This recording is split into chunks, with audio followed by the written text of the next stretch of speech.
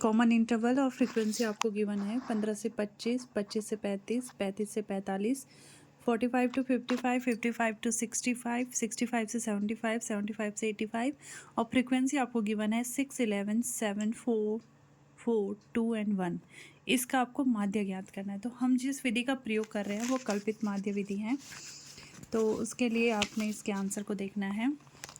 ये हमको गिवन था, ठीक है, कॉमन इंटरवल एंड फ्रीक्वेंसी का हमने टोटल किया तो वो 35 आपको मिल रहा है।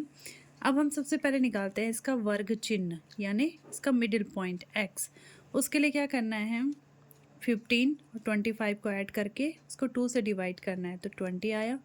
25 और 35 को अगर हम ऐड करते तो 60 आता, उसका आधा 30।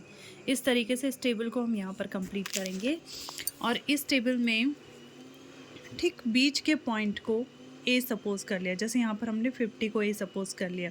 अगर इवन नंबर ऑफ टर्न आपके टर्म्स आते हैं तो दोनों में से किसी को भी आप ए सपोज कर सकते हैं, ठीक है।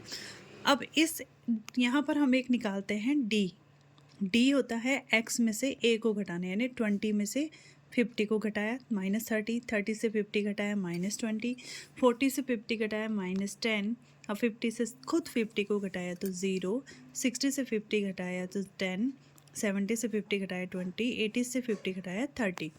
फिर एक और टेबल बनती है एफ़ और डी के मल्टीप्लिकेशन की। एफ़ है यहाँ पे 6 और डी है -30, -180, 11, -20, -220, 7, -10, -70।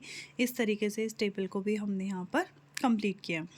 अब एफ डी का समेशन हम यहाँ पे फाइंड आउट करेंगे। तो पहले सारे नेगेटिव टर्म्स ऐड करने हैं, फिर सारे पॉजिटिव टर्म्स ऐड करने हैं और उसके बाद यहाँ पर फॉर्मूला लगाना है। क्योंकि एक नेगेटिव है एक पॉजिटिव है तो सब्ट्रैक्ट होंगे और बड़े वाले नंबर्स का साइन यहाँ पर इंक्लूड होगा। तो ये आ रहा है -360 और यहाँ पर सिग्मा एफ है 35।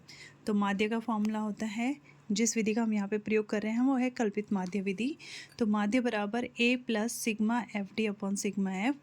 तो 50a था, एफ डी का मान आया था -360 डिवाइडेड बाई 35। इसको सिंप्लीफाई किया तो 10.28 आ रहा है और 50 में से 10.28 को माइनस किया तो 39.72 इसका आंसर होगा।